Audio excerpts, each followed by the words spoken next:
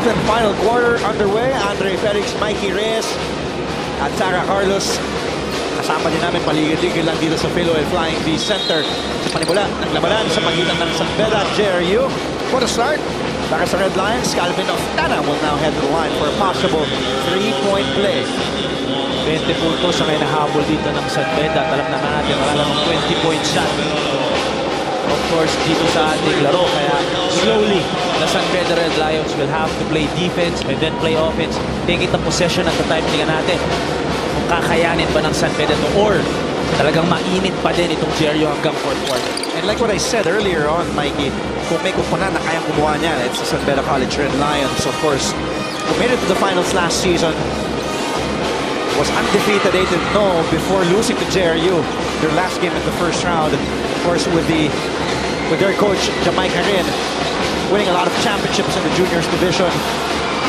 Pero alam mo, Mikey, as we saw Noah asking for a foul and missing that shot, malaking bagay nga na nawala si Donald Tangwa. Pero huwag natin kalilimutan, this is a team that lost 6 of their veterans na talagang nag-start din. You lost Art De La Cruz, Pasera Mer, Ola Diogun, Nicole Sorella, Yusei Koga, and a defensive stopper in Ice Reyes. Of course, yung mga sinabi mong seniors na nawala nga. With all due respect to them, but they're replaceable. They're Filipinos. Of course, merong mga dinevelop. Itong si Coach Jamaica rin, of course, Dan Sara is their presbytero, Isi Soberano. As De La Paz hits again from the free throw line with the shot clock winding down. Pero to replace someone like, yun na nga nawala si Ola Diogun, pero nandun pa si Donald Tangwa. Nawala din si Donald Tangwa. Like what you said, before Donald Tangwa, of course, suffered an ACL season-ending injury. 8-0 sila, 8-1. And of course, nung nawala siya, that's when they lost 2 games. Kaya talaga namang kitang-kita yung diferensya na nawala itong si Donald Tangwa. But of course, Nuno Noah filling in and those big shoes left by Tangwa scoring there para sa Red Lions.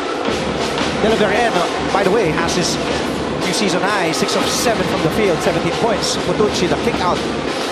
De La Paz. And San Beda forcing another turnover. Here's Presbytero, hang time. Mintis. Sara gets the basketball.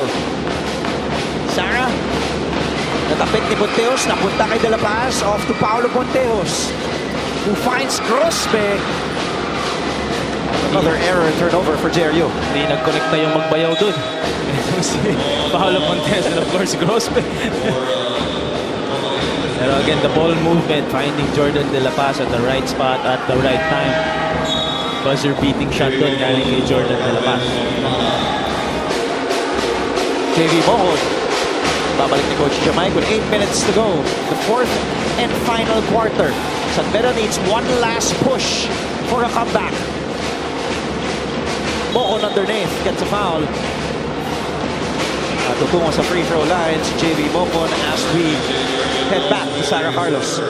Coach Jamaica still telling the team to keep fighting a good fight despite the apparent lamang of the JRU Heavy Bombers over them. Ramdam na ramdam ang sense of hope and of course sadness that you would feel during their huddles dahil sobrang nahihirapan na sila makahabol sa JRU Heavy Bombers.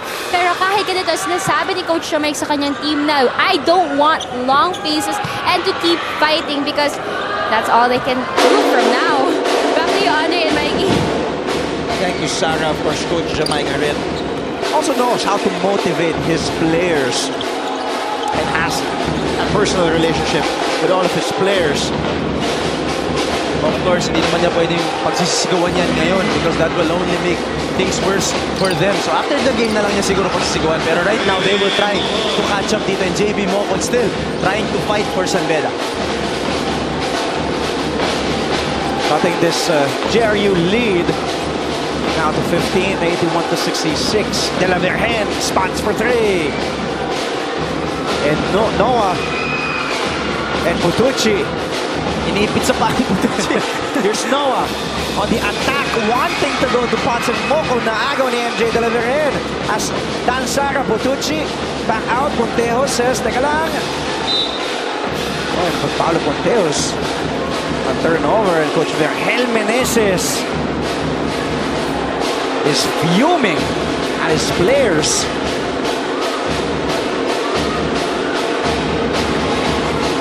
request ko lang kay Direk Apo. Baka pwede niya i-close up yung sapatos ni Paolo Monteos. Oh yeah. Grabe. Oo.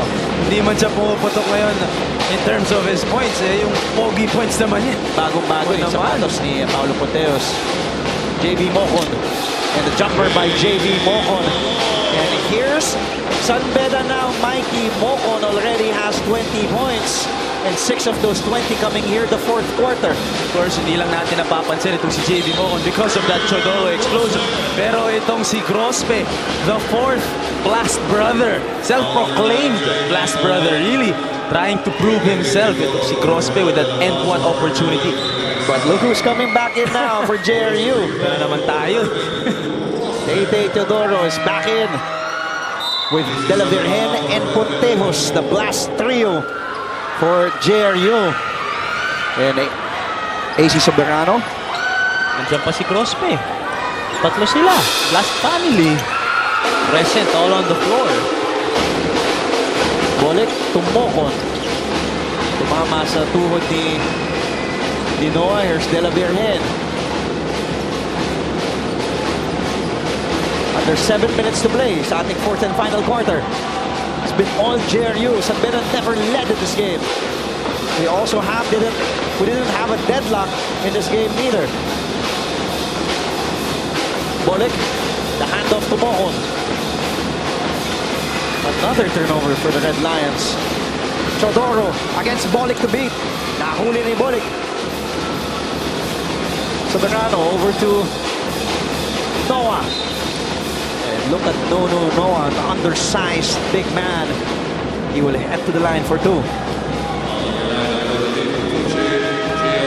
And you were asking for a shot of Paolo Ponteos sneakers and the 11s. Bagong labas. So, gold edition. Talagang Paolo Ponteos sporting those new shoes. He can perform Japor. Parang ito ka. Gusto perform naman siya. Sabi ko lang. Just in case na manasin siya today, at least Japor siya. Dapat bigay niya sa akin yan eh. Binabarin tayo kanina, tayo makabawi. Sa ibang paraan tayo mabawi.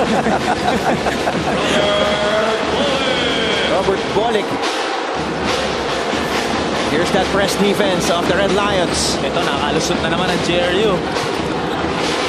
Wisely. Trying to milk the clock ito, JRU. Of course, Coach Jamaica Red known for his 40 minutes of hell. So far, it's been JRU who's been giving hell, and MJ De La Virgen. Again, another three-pointer para De La Virgen. 20 na ang kinakamada ni MJ. Pang-apat na yes para sa tres. Courtesy of MJ De La Virgen.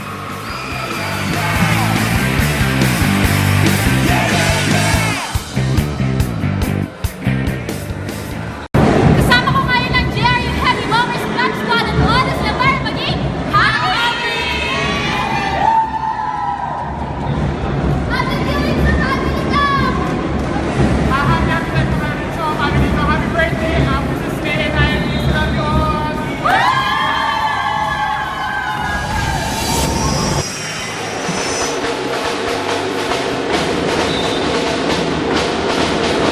Yan yung mga JRU cheer dancers natin. Siyempre na turn of happy time with our very own Sarah Carlos. Happy viewing sa ating lahat ng mga manonood, ating mga kapamilya. May mga pinapabati din ang ating kasamahan na si Martin Antonio. Ang patitingnan natin ang ating 3-point field goals. Heavy Bombers 10 of 16 compared to the 4 of 14 shooting by San Beda College.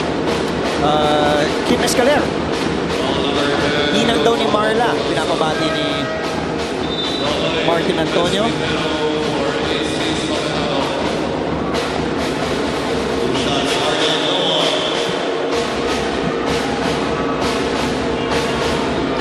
At the line, Arnold Noah, who hit that three-point shot para maitabla ang talaan kontra sa Mapúa in their last game at makapunta sa overtime period. Pero of course, no overtime, CJ Isit taking control para sa Mapúa at hindi na naman nakahanap ng closer itong San Beda, of course, to take control in those kinds of moments. At ngayon, ito namang si Chodoro talaga. What a stop there for the Red Lions inside. JB Mocon. Ay baba na ng San Beda ang kalamangan ng JRU na umakyat pa sa 27 puntos ang kalamangan. De La Virgen will fire another 3.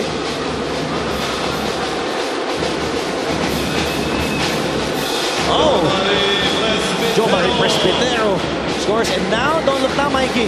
Binaba na lang sa 11 puntos ang kalamangan ng JRU. 11 points na lang to with still half a quarter left. And San Beda continuing to pressure the ball and running, finding easy baskets. Chodoro, another turnover para dito sa Heavy Bombers.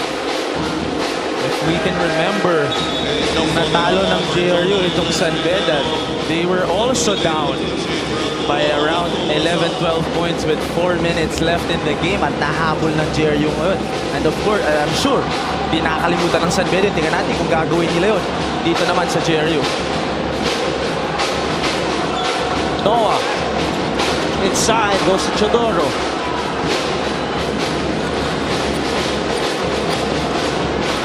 Tete, and another turnover para sa Heavy Bombers and Coach Vergel Meneses. Ginigising kanyang mga players itong si Coach Vergel Meneses. JRU has committed 20 turnovers. Make that 21 now para sa JRU.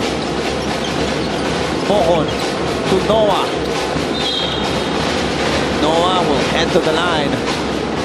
Si Noah really trying to look for fouls underneath. Alam naman niya na may advantage siya when it comes to his physical appearance pa lang. Kita mo naman yung laki itong si Noah. Kaya talagang sinusubukan niya humanap ng foul sa ilalim. And finally, natawagan siya yung 2 free throws para dito kay Noah.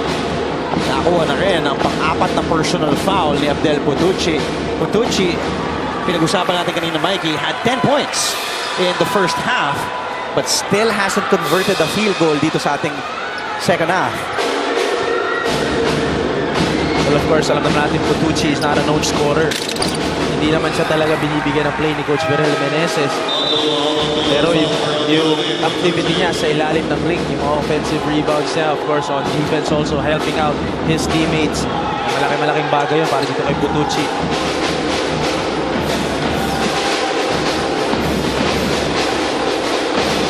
Chodoro will fire a 3. At yes, para sa 3. At bumabampan pa. Sabi niya, relax lang. Nandito ako. Captain Clutch, of course, this is his time. 4 minutes to go. 12-point lead itong JRU. Tingnan natin kung sino naman ang Captain Clutch sa kabila. 28 puntos na para kay Chodoro. Abdul Wahab. Nasa loob na. Para sa JRU, Lasqueti to Abdul Wahab. To Grospe inside to Abdul Wahab. And that works para sa JRU. Talagang may sagot itong JRU sa lahat ng run na binabato ng San Beda. At kaya naman hindi talaga makalapit itong team ni Coach Jamaica rin. And Mocon answers. JB Mocon today, 22 puntos na para kay JB. San Beda slowly finding their offense here late in our game. Pero kailangan nila na makastop dito at makakuha ng mga steals and easy baskets kung gusto nila umapol. Deliver in to Chodoro. And a quick double provided by Presbitero and Sara. Lasqueti. Sorry miss. And last touch ni Grosbe. Babalik sa San Beda ang bola. Good defensive stop doon para dito sa San Beda. Continuing to double the ball handler. Kung sino man ang may hawak, dinodouble at dinodouble nila. Tingnan natin kung matitake advantage nila yung defensive stop na yun if they can convert here. The 5 on the floor para sa Red Lions. Devon Potts, Dan Sara, Mocon, Soberano, and Noah. Sorry miss in and out para Devon Potts from the outside. Sayang. Nandun na sa low, lumabas pa yung 3 points doon ni Devon Potts. That would have cut the lead down to just 9. Chodoro to Grospe. Oh, look at Irvin Grospe joining in on the fun. 10 puntos na para kay Grospe. Another timeout. Coach Jamai Karin is really not happy right now. Kami po yung magbabalik with 2:17 remaining. JRU up 93-79.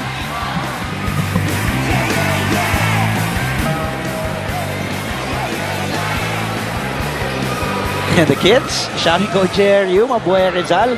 Ating mga estudyante mula pa sa Mandaluyong City. Jose Rizal University is located. Hindi pa kami tapos dahil mamaya-maya mababagaan pa ang University of Perpetual Health System Delta Altas kontra sa Colegio de San Juan de Letran Knights. Earlier nga today, in our first game, LPU made it hard para sa Arellano. But the Chiefs still prevailing 78-75 sa tulong. Yun pa, ni bus driver Giovanni Alalon. 33 points, Mikey 17 in the fourth quarter alone. Here's Soberano for three. Knocks it down. And AC Soberano. May pag-5 puntos pa lamang ni AC. And his first three-pointer in this game. Last 2 minutes. It's down to 11. Good job by JRU trying to milk the clock. Ramdaman natin last 2 minutes na. And a big lead like this, di na nila kailangan talaga pumuntos. Kailangan na nila ubusin ang oras. Pero nakita nila yung mismatch doon. Dan Sara finding himself guarding Grospe sa ilalim. And right away, binigay ni Chodoro kay Grospe yung bola. First personal foul on Dan Sara. Abdel Putucci, who had to sit down with 4 personal fouls, is back in the hard court. Scoreless in the second half. Here's Chodoro. Back out to Laschetti. To Grospe. De la Virgen. Fires another 3. It's goes to the back of the board. And out of bounds.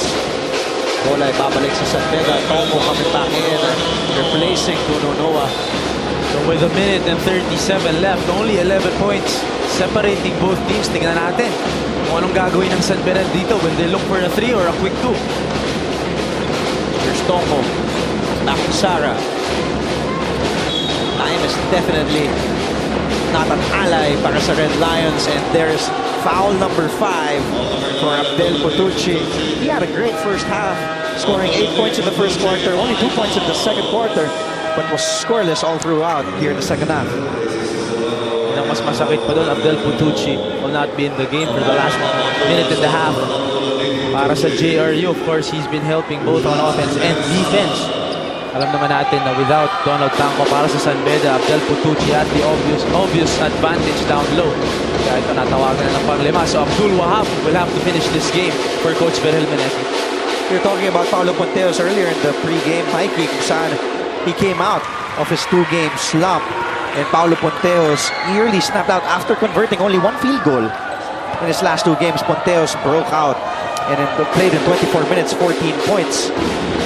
But today, Paulo Ponteos, 6 points. just 6 points, 2 of 4, 23 minutes played. Both threes came in the first quarter, of course.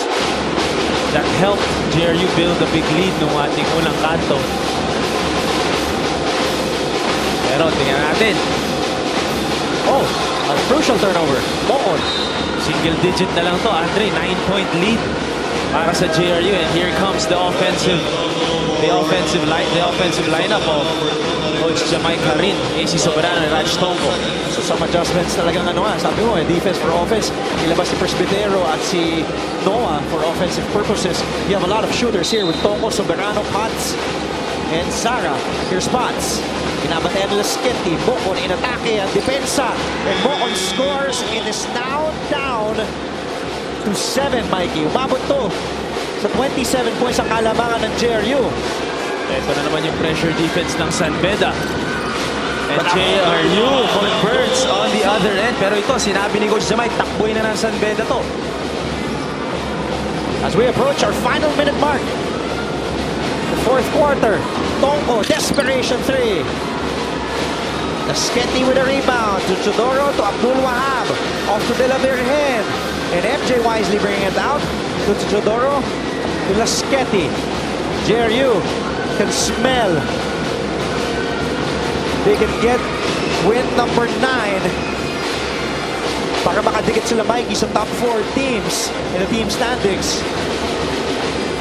They're actually in 4th place already after this win. Itong JRU, pero ito si JV Momot continuing fight para dito sa San Beda. 20 plus points lang ginagawa nitong si JV. That's right. If they win this game, which they have 20 seconds on their side, mukhang may mapanalo ng JRU to with a 7-point lead. Here's Abdul Wahab making it 9. JRU will go with 9 wins and 6 losses. They will overtake Mapúa in the team standings. Of course, Mapúa will be playing on Thursday. Kaya naman talaga, every game counts already for all these teams. And Arellano, ito na, pang-una na ang Arellano. Because Arellano tied San Beda kanina after their game against LPU. And now, 11-4 na. Itong San Beda 11-3 for Arellano, pero magtatapat pa of course ang top 2 teams natin. Pero itong JRU nga, gaya ng sabi mo, closing in again on that Final 4 appearance. San Beda drops their 4th game in 15 games played, but still actually not on top anymore of the team standings. Arellano now on top with 11-3. San Beda is at 11-4. We will take a quick break and then we wrap things up. Stay with us, please. Dito lang sa SNA.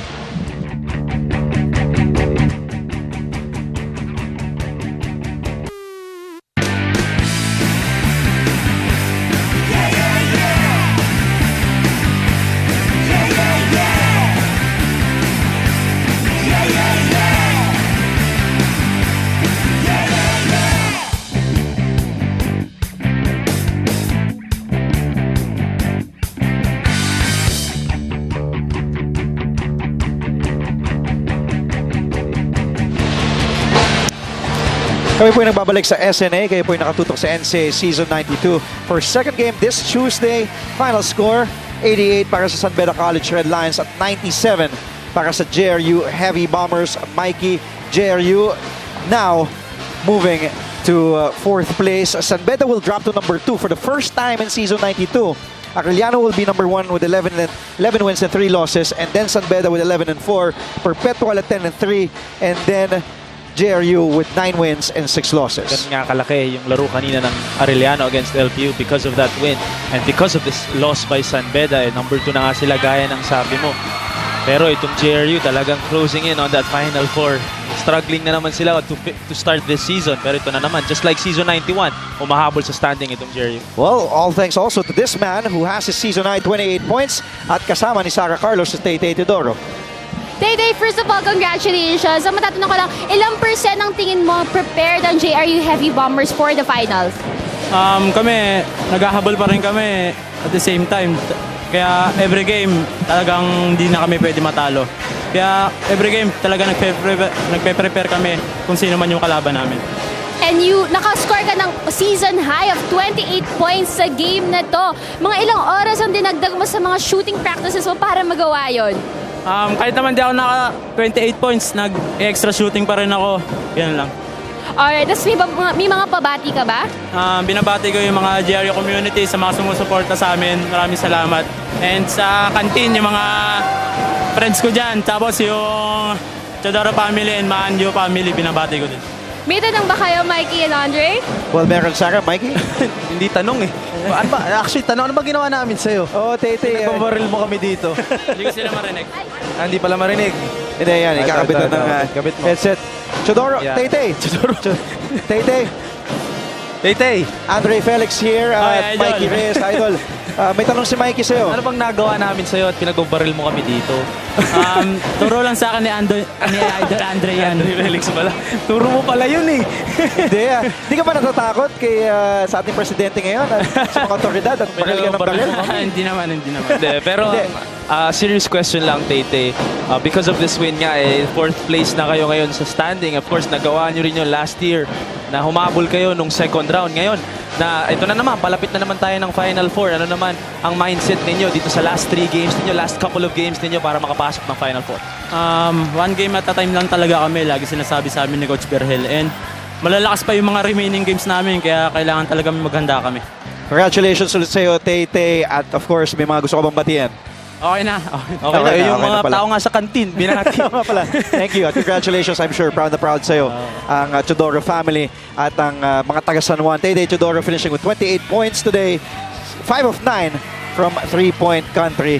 What a game, a game. Mikey. Of course, 2 games. Kay Arellano, Namayani sa LPU, close game. And then, of course, JRU defeating San Beda now twice in Season 92. Very, very important games ang nangyari nga today, of course. And the third game natin, itong JRU muna, pinag-uusapan natin. Sabi mo nga, second win against San Beda and they will bring that to the Final Four. If ever magkakatapat sa Final Four itong dalawang to, alam natin na kumpiyansa itong team ni Tay-Tay Teodoro. Susunod na, labanan sa pagitan ng Perpetual Help Altas at Colegio de San Juan de Letran Knights, the defending champions, trying to go back to the Final Four with 7 wins and 7 losses. It will be an important matchup. Again, Perpetual Help with 10 wins and 3 losses. Magandang labanan na naman yan sa ating pangatlong handog ngayong Martes. Mikey, always a pleasure working with you. Of course, Andre. Of course. Basta ikaw ang kasama ko. In our first game today, LPU lost to AU 78-75 with Giovanni Alalon scoring 33 points. And in the second game, thanks to Tay-Tay Teodoro's 28 points, JRU wins 97-88 kontra sa San Beda. For Mikey Reyes, Sarah Carlos, ako po si Andre Felix. Stay tuned for more NCAA Season 92 dito lamang sa SNA.